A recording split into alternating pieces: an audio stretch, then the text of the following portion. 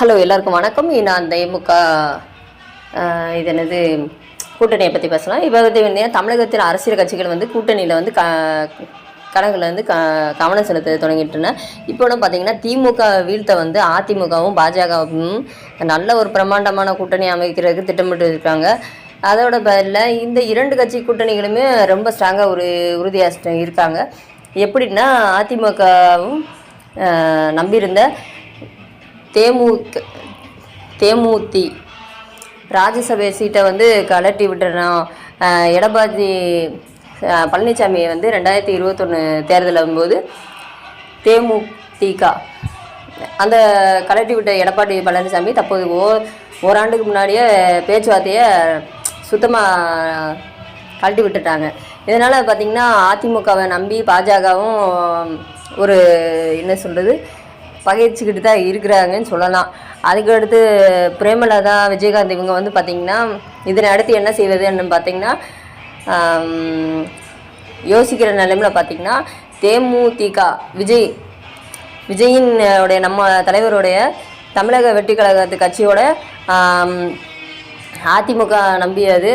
அதுக்கடுத்து இப்போ நம்ம விஜய் சாருடைய இப்போ கண்டிஷன் என்னென்னா கட்டுப்படுத்தாத அதிமுக பாஜக பக்கம் வந்து பார்வை வந்து திரும்பி கூட்டணியில் வந்து உறுதிப்படுத்துகிற பயங்கரமான பணியில் வந்து தீவிரமாக இறங்கியிருக்காங்க. இதனால் தேமுக மற்றும் தாவேக்கான அடுத்த மூவ் என்னன்னு இருக்கும் பார்த்திங்கன்னா பெரும் கேள்வியாக இருக்குது. இந்த இதில் பார்த்திங்கன்னா தேமுதிகவுடன் இணைந்து கூட்டணி அமைச்சிக்கலாம், ரெண்டு கட்சிகளும் நல்ல பலனாக கிடைக்கும் அப்படின்னு திட்டமிட்டிருக்காங்க. இதில் பார்த்திங்கன்னா தமிழ்நாட்டை பொறுத்தவரை 10% வாக்குகளோடு கெத்தாக இருந்த கட்சி வந்து தான் நம்ம தேமுதிகவுக்கு என்ன ஜாதி ஓட்டுகள் இல்லாவிட்டாலும் ரசிகர்கள் ஓட்டு தமிழகம் முழுவதும் கிடச்சிருக்கோம். இப்போ இதுபோல் பார்த்திங்கன்னா தற்போது விஜயும் பார்த்திங்கன்னா தமிழ்நாட்டு முழுக்க ரசிகர்கள் இருக்காங்க நம்ம தலைவருக்கும்.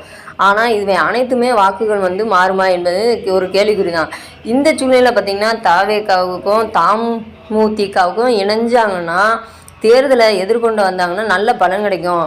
ஏன்னா 2 பேர் சினிமா நல்லா அனுப்பி இருக்கிறதுனால அவர்களுக்கு கொஞ்சம் இருக்கிற 10% நம்மளுக்கு சப்போர்ட்டாக இருக்கும். அப்படிங்கிறத அரசியல் விமர்சனங்கள் எல்லாமே இருக்குது. அதுக்கடுத்து ஏற்கனவே வந்து கோட்டு படத்தில் பார்த்திங்கன்னா விஜயகாந்த் வந்து எடுத்துக்கொண்ட விஜய் இனிமே நீங்கள் பார்க்குறீங்க அப்படின்னு ஒரு சொல்லும்படியான ஒரு டைலாக் வச்சு அந்த படத்தில் வச்சுருந்துருப்பாங்க. அது வந்து ரொம்ப ரியலாகவே இருக்கிற மாதிரி இருக்கு.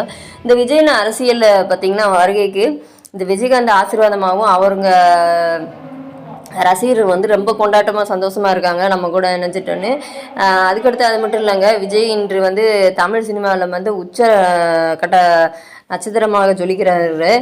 இது வந்து விஜயகாந்தோட நடிச்சிருந்த செந்தூர பாண்டியன் படமும் ஒரு காரணம்னு சொல்லலாம்.